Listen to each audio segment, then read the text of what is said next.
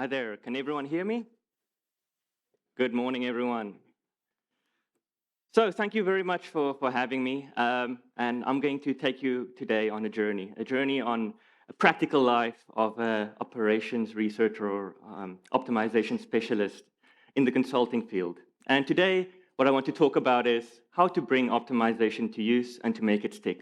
How do we bring optimization to our customers? And what are the key insights that we can share here with you today on bringing optimization within business organizations? So why don't they get it? As we've seen in the previous presentations, optimization has been around for nearly a lifetime. And throughout this lifetime, businesses and organizations have been interested in how we bring optimization to use and how do we bring this into organizations to make better decisions, to improve our decision making, to get better results. And I believe we can all recount some instances where we have often fallen short of bringing optimization into the decision-making place. By show of hands, has anyone encountered some problems where you are very eager at the very start to bring an optimization solution into the organization, but in the end, it somehow falls short of the expectations? I can clearly. Oh, okay. So we need to speak afterwards, right? This is. I was hoping to find someone who can tell me the secret sauce. But yes, I mean, we've all encountered some instances where, the initial goals are not completely realized. So why do we see that organizations sometimes fail to really embed optimization into business processes? Well, McKinsey has done a number of research projects on this, and we also have done a number of surveys. And what we find is that the median time to implement digital and analytics planning transformations take approximately 3.5 years to implement. And this is a very long period of time, and with our changing environments, we see that companies often have different expectations by the end of this 3.5 years. So initially, we might have a very clear view, but this changes throughout, and by the end, we often fall short of realizing the adapted goals that we see throughout organizations. This means our plans that we enact often fall short of the expectations, and not only that, we often extend the deadlines. We often go over of what we initially anticipated, and that also leads to higher costs for the companies. To summarize these findings, what we find is that advanced planning systems implemented to house optimization solutions do not reach their full intended potential in about 2/3 of the case. And there are essentially 3 reasons that we have summarized for this. Firstly, we see that organizations fail to invest sufficient accountability and change management within organizations. When you develop a new tool, it's not about just creating a new tool that can enhance decision-making. How does that fit in with the broader organization? How will employees use this? How will they gain trust in that solution? Secondly, we also need to focus on organizational capabilities. Building a new tool might be interesting and easy for a technical person, but we need to think about the ultimate user. How will the user interact with that tool? How will they be able to query a solution? Maybe you don't only want a single optimal solution. Maybe you need a variety of practical alternatives that we can bring into the decision-making process and have deeper discussions, not only with the technical team, but also with the business and key stakeholders. And then finally, poor process design is keeping us back. We see that often we see cases where new tools or solutions are developed, but there's no way of combining this with the existing solutions that exist. So that means users have to jump around from one system to another. This leads to many inefficiencies. And these are some of the easier issues you might think that you can solve. This is not the difficult mathematics problem behind it. However, this is where we see the real value lying in bringing optimization and making it stick in organizations. So to look at a couple of practical cases where we have been involved, and myself personally being involved in 2 of these cases, we will now follow Tom. So Tom can be any one of us here in the audience. And Tom is going to go on a journey, and we will look at some practical cases that McKinsey has been a part of and how we have used optimization, and of course also Gurobi in this case, to overcome some of these challenges. So we firmly believe that optimization solutions require a change throughout the entire business organization. And there are essentially 5 pain points that we realize to make this change stick. Firstly, we see a lack of process integration and process update as being an issue. Secondly, ineffective communication and enforcement of solutions are holding us back. Then as well, lack of integration with other planning systems, making sure that we have not too many different planning systems that we need to coordinate manually. Resistance to technological adoption, making sure that users are feeling empowered to use solutions. And then finally, one that I think we can all agree is always a problem, making sure that we have adequate data quality and data integration. So let's now go on a journey and look at some of these cases. And we will firstly follow the journey of how we overcame a problem with the lack of process integration and process update. So here we find ourselves in a very practical setting where we're optimizing the operations in a fully mine-to-market optimization throughput situation. In this case, we are optimizing in a mine setting. So we have our mines, and the mines are producing mined ore. Once the mine has produced the ore, it has been mined, we need to move that ore. We're moving that ore by means of a rail network. So this would be our second part that we're considering, how the mined ore is moving throughout our network to the yard area. The yard area is our third point of contact, and here we have to make good decisions as to how we're going to blend or mix the mined ore at the yard area to create the products that are destined for the customers. And then finally, the fourth piece of this puzzle is coordinating the activities at the port itself. Here we have port coordinators, making sure that the seaborne vessels come in and berth at regular intervals to load the products that are destined for the final customers. So we are able to develop a model that maximizes the throughput all the way from the mines to the ports, and our solution looks really great. When McKinsey is leading the show, doing all the work, we can see that we're achieving really good results. We also produced some really significant impact factors. In this particular case, we were able to increase the EBITDA run rate by $60 million annually for medium and for short and medium-term planning horizons. So it was a really big project. And as well, we were able to increase the overall throughput of this mine-to-market network by 10%, essentially selling 10% more product. So it was a really successful project. However, we realized that there were some problems in implementing these solutions. So the problem entails providing a 12-week forward-looking forward-looking schedule that strategic decision makers can assess. And we're having trouble collecting and aligning all the expectations from the various input providers and stakeholders to provide a plan by the end of each week that can help the decision makers determine how the business will unfold in the medium term. So we need to align the expectations from the mine operator. What are we expecting to get from the mines? We also need to align this with what is happening at the port. How are the vessels coming in? When are they berthing? And then finally, also how the strategic decision makers want to look at optionality.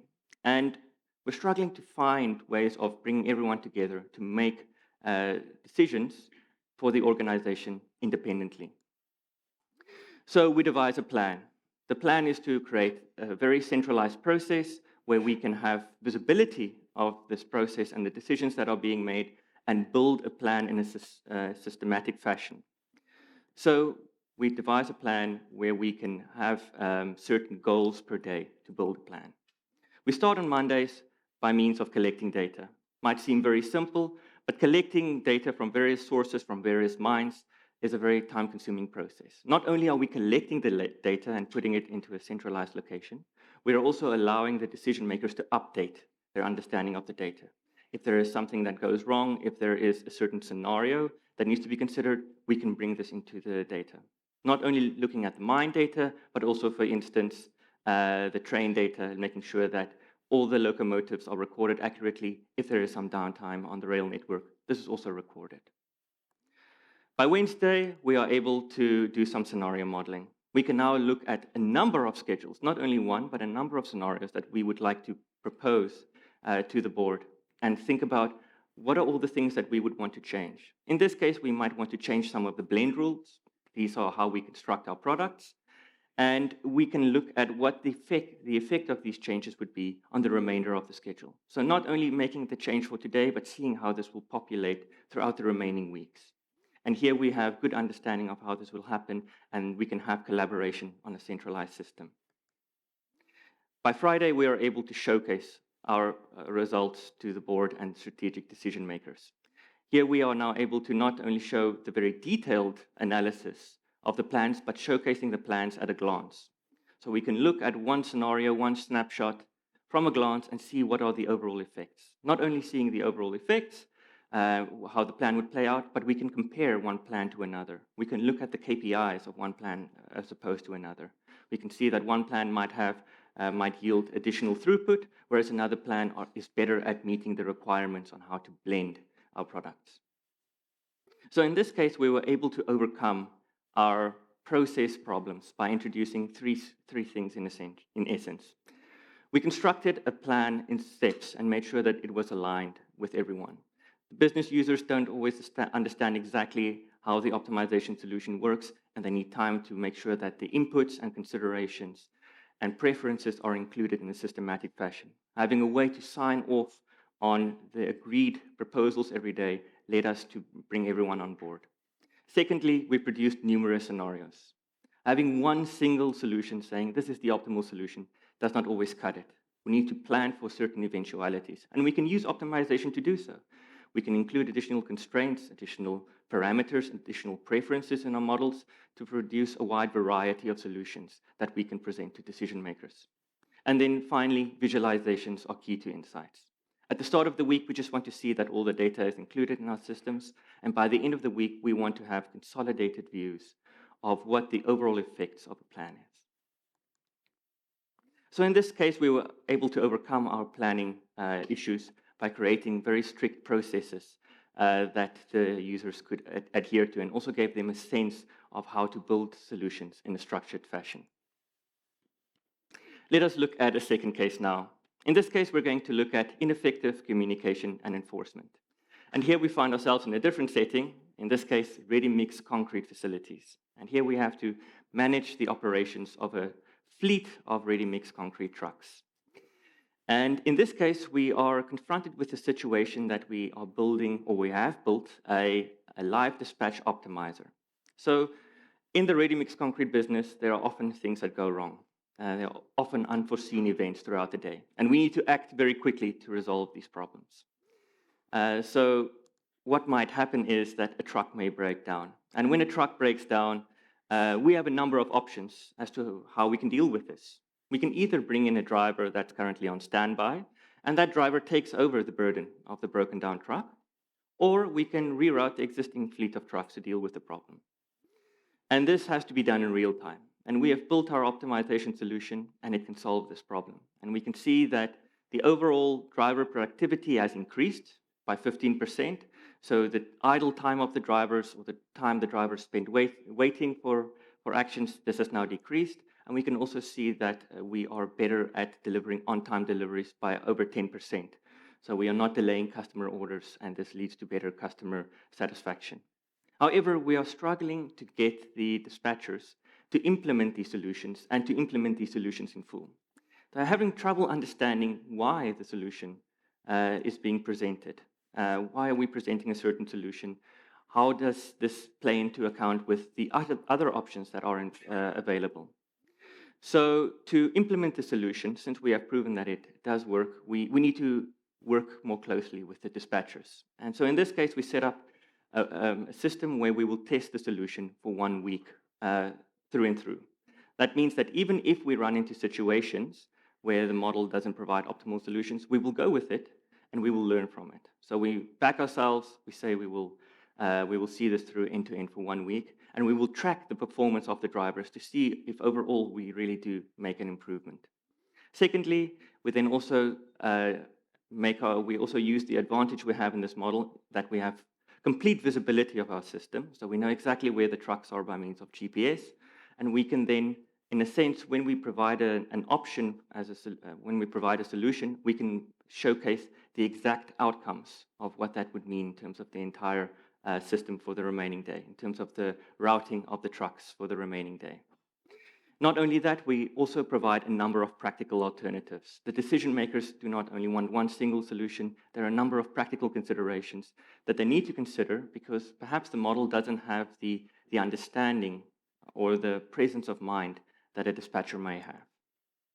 So in this case, we use our advantages that we have to create a system where we can now create more visibility and provide additional optionality as well. So in this case, once a new solution is developed, we can create a very detailed schedule. And here we can see what that schedule would typically look like. So for each outcome and for each scenario in that sense as well, we can devise a schedule, right? And this is a very powerful tool that a dispatcher can then use to see what the effects would be. Not only do we see a view like this, a dispatcher can then also go into more detail and deep dive and see exactly what are the individual activities that a driver will do. Will a driver be driving for a certain amount of time, how long they will be unloading at the customer site, and so forth. So in this particular case, there were essentially 4 things that we did that helped us embed a solution more comfortably with the dispatchers. Firstly, we enforced the usage by chain of command. We backed ourselves. We did all our homework, and we knew that the solution would work, but we needed to use the solution in its full to see the true effects. Secondly, we provided a range of practical options. Having one solution just didn't cut it. It just didn't make it clear to the decision makers. And again, this is something that we can do already with our optimization solutions. Then we also showed the outcomes of the options. Creating visibility of the repercussions of decisions can really give additional value to optimization. It can really explain why an optimization solution provides the recommendations that it does. And then finally, also tracking of KPIs. It's very important to track how the solutions fare. Does it really reach the intended purpose? Does it really ensure that we are better at meeting our customer demands and that we are able to increase the driver uptimes? So in this case, we were able to improve our operations by ensuring that we have numerous outcomes to our optimization solutions and that we could track and implement our solutions adequately. In a final case, we would like to talk about how we overcame a problem of lack of integration with other planning systems. So in this case, we are finding ourselves in yet another situation where we are working in the aluminum smelting business. And here we have built an optimization tool that can maximize the aluminum yield from the various facilities. And here we have facilities scattered all over the continent, and we have operations managers at each one of these facilities. And we have built our tool, we've tested it in one facility, it works well, it works great, everyone is happy with it, and we can see as well that we are also saving the planet in this sense where the solution is able to reduce the CO2 emissions by 300,000 kilotons annually. So we were able to reduce the emissions coming from these facilities, having them more streamlined to only produce what is necessary. And we also saw a $25 million US dollar uptake in revenues annually based on these processes. So we've tested it in a small environment, we rolled it out, but we realized that our operations managers were struggling to use the tool. Essentially, we had 2 different tools. We had an optimization solution that could not be integrated with the existing operational planning system. It could not be done, and so we developed a tool separately. And what this meant for the operations managers were that they needed to use the one tool to get a solution, but then implement it in a different solution. This led to much time being wasted on doing low-effort work, but also created a lot of inefficiencies and a lot of problems when putting the plans into the operational system. So in this case, we developed a solution. McKinsey with 09 developed a customized advanced planning system to house the solution in one central location, right, where the operational planning system was embedded with the optimization system to feed the project schedules into the system. And it also was also able to stand the test of time for the future. New systems can also then be integrated within the existing APS. This also allowed for data to be streamlined over all the facilities into a centralized location, and it allowed for the operations managers of the different facilities to see the inputs and to see the schedules of the other facilities. In this way, also learning from one another, also seeing what are the practices that the other facility managers are looking at. This was also a great way to confirm operational plans and to see the plans through end to end. Also creating snapshots of what have been done from prior plans as reference cases onto how to improve operations going further into the future. So in this case, there were essentially 3 takeaways that we took with us. Firstly, we created a single source of truth, always aiming to have a single source of truth for making these kind of decisions really aids businesses and make sure that decision makers do not have to jump from one system to another. They can do all their operations in one system. It's easy to explain how decisions were made and to backtrack and to review how decisions were made in the past. We created visibility across the board. In this sense, the operations managers from the various facilities could learn from one another. They could see what their counterparts were doing, and they could essentially gain from this. And then finally, aligning the many different variables and parameters that we had. In the aluminum smelting facilities, there were many dials and knobs that had to be set. And in this case, we were able to save all of these results in a centralized place, again, that we could reference at a later point in time. So in this case, we were able to overcome our problems by creating an advanced planning system as part of our delivery of the solution, of the optimization solution. So if we look at a summary of these 3 cases that we considered now, we see essentially 3 themes that emerge that have really helped us bring optimization solutions to businesses and to make them stick. Firstly, by the creation of a single system for managing operations, we are really making it much easier for decision makers and for strategic partners to understand optimization solutions and to get a full grasp of what we are developing. Secondly, making clear processes with guidance on to how to build solutions. A solution does not always need to be built in a short period of time, especially when many counterparts are involved. We need to make sure that we can include the voices, the considerations of all the participants to build adequate solutions that stand the test of time. And then finally, visibility of consequences of our decisions. Providing as much context as to why an optimization solution provides a decision is key. This is key to making us understand the kind of solutions that we are developing and to gain trust and comfort with the decision makers. So we also see that there will be some changes coming in the future. At the moment, I think we can all agree there is a certain way of building optimization solutions. We personally follow the approach on the left-hand side where we collect data, we analyze the data, we formulate our problem. Then we go and build it. We use Gurobi to build these solutions as well, and then we execute it, and we try to find reason and meaning from our solutions. And we see a world in the not-too-distant future where technologies such as generative AI will be able to assist us. It will be able to assist us to build solutions quicker and to get to optimization solutions in a more streamlined fashion. Hopefully also helping us get to solutions that are of higher quality. And we can see that this might take shape in different aspects. In data, it will be likely due to automation of data processes, how we receive data, much less manual work, all the way to how we generate insights. Not necessarily having to build graphs to show insights, but having perhaps a prompt-based interface where we can query certain results. All of this we believe is possible, and we've already seen some POCs, some proof of concepts of how this can be done. And we think this is a very exciting space for the future. So with Gen AI, we believe there will be an assistant available. This doesn't mean that optimization will be completely done by generative AI, but we see it more as an assistant, all the way from co-piloting, code generation, synthesis of our unstructured data, and then to embedding solutions within organizations. As an example, for code generation, we can easily see a world in which a code generator can take a mathematical formulation of an optimization solution and partially, or perhaps even in the future completely, translate that into an equivalent formulation to be executed in a code-based fashion.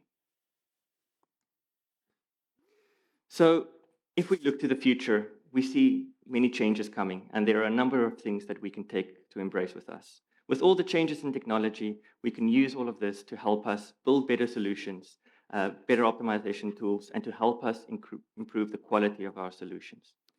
We also feel that we should involve the decision maker more closely with how we make decisions, make them part of that overall journey so that the decision makers can be part of the ultimate solution that is being built, and that we can iterate quickly on the solutions that we build to make sure that this stands the test of time. And finally, we always have to keep in mind that we need to build optimization solutions for businesses. We need to assess the underlying problems that are inherent in businesses and work with the businesses to make this and cater this for the various businesses and ensure that we can make optimization that can stick and stand the test of time. Thank you very much.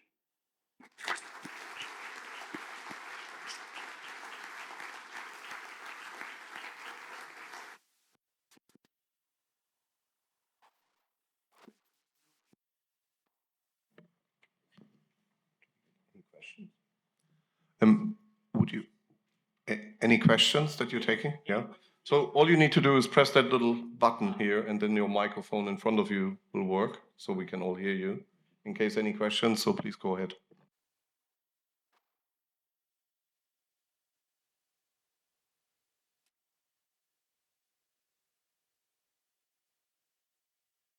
Okay, so you can hear clearly. I'm Gökhan from Just Eat Takeaway Group. So thanks for this nice presentation. It enlightens and it touches upon very points where we have difficulty to implement these optimization solutions. But one part I was also interested in this problem definition part, the model building part, where we sit with operations managers or planners and try to understand the problem. And in my previous encounters, I had difficulty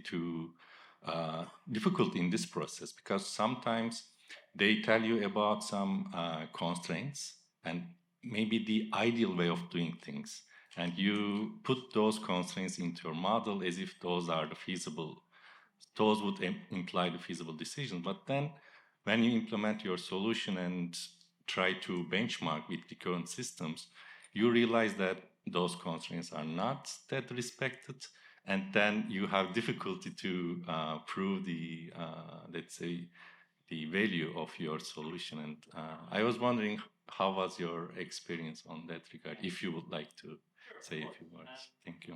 So we work in a way where we ensure that we build optimization solutions in a structured fashion, not always focusing on the end goal at the start, but rather building it up into segments or chunks and making sure that these various segments, the goals of these segments are clear. Making sure that we reach, before going into detail, making sure that the overall directive of the model is sound and adheres with the business. This ensures that we build constraints, for instance, that are very general in nature, and only when the general baseline is confirmed, we only at that point will go into the more detailed, business-specific constraints.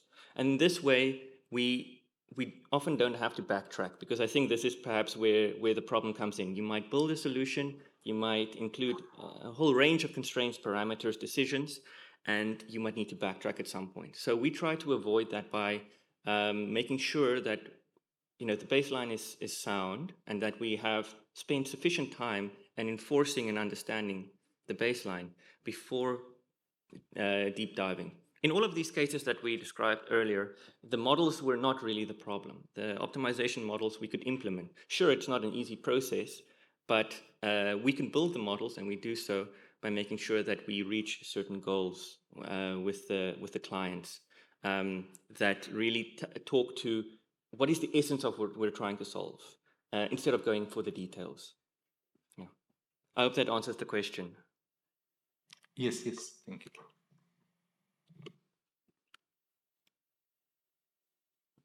Another question. Yes, thank you.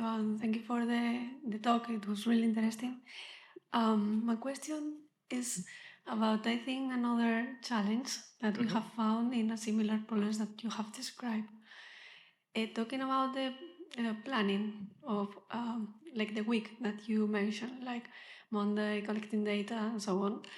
It happens to us that sometimes on Friday, when you show the results on this set of solutions for different parameters, I would say, it appears new scenarios that it may be interesting to solve and to check again.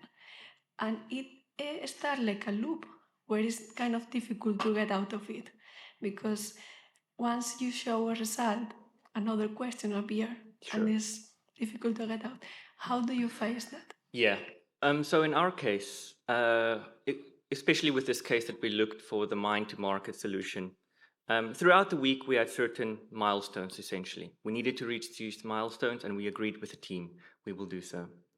And by middle of the week, we can already start looking at a number of scenarios. The idea was by the middle of the week, we could have a whole range of scenarios, but we create a short list as well. By the end of the week, we go into the important meetings with no more than 3 different schedules. And it's also, for us, the way in which you present these schedules. Not going into details, but having views of the schedule at a glance.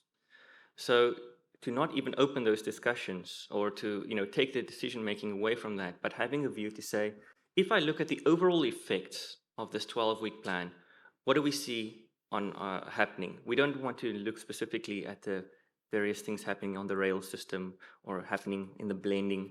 That is not important for the overall strategic decision making. So we present the plan in a way that we can grasp the gist of the plan, the real benefit of the plan, by just looking at one graph or one visualization and comparing these. So you could see, for instance, how much ore are we transporting in week 1 versus week 2 for the various plans. Having these comparative views made it clear what the benefit of one plan is to another. And in this sense, we do not have to go into the deep details where questions are asked that might not yield new insights.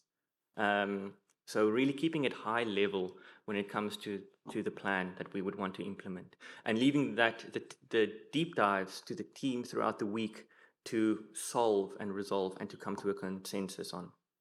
That really helped us in that case. Thank you. Another question. Do we have time though for another one? One more question.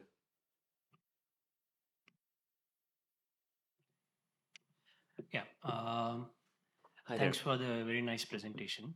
And it was really interesting to see a walkthrough of the number of use cases that you had worked on.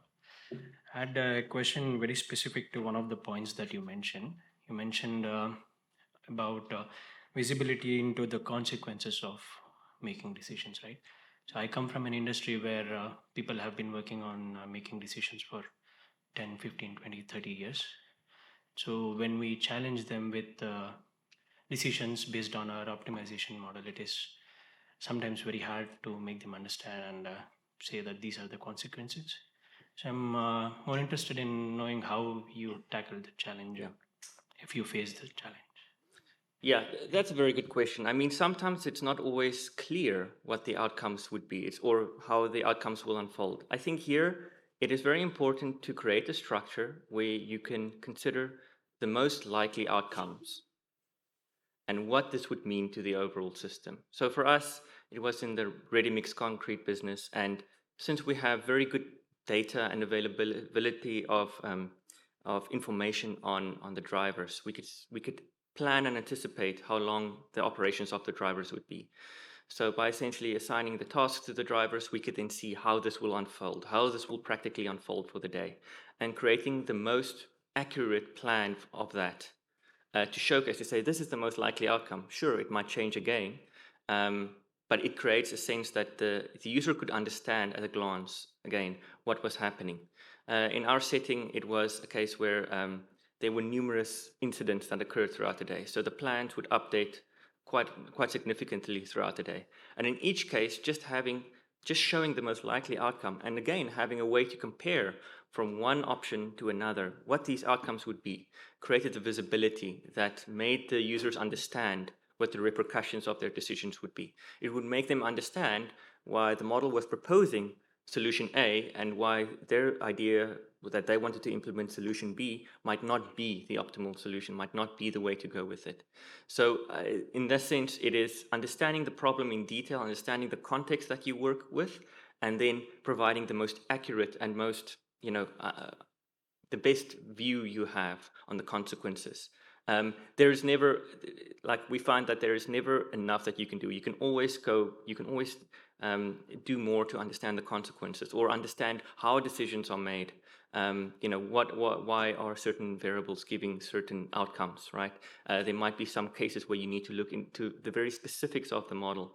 For our case with the mine to market, the blending rules, the blending ratios were very important. So we needed to track very clearly how the mined ore was moving through the system. So this was very important for us in that case. And here we also developed a way of looking at, well, how does this ore flow through our system? From which mine is the ore coming? Which train is taking the ore? How long is it lying in inventory? And when is it ultimately used? And by having this full visibility, decision makers were able to more accurately understand the recommendations. So it might be a question of a visualization. It might be a question of formulating your problem differently to track very accurately how certain things manifest and unfold throughout the development process. Thank you. Thanks.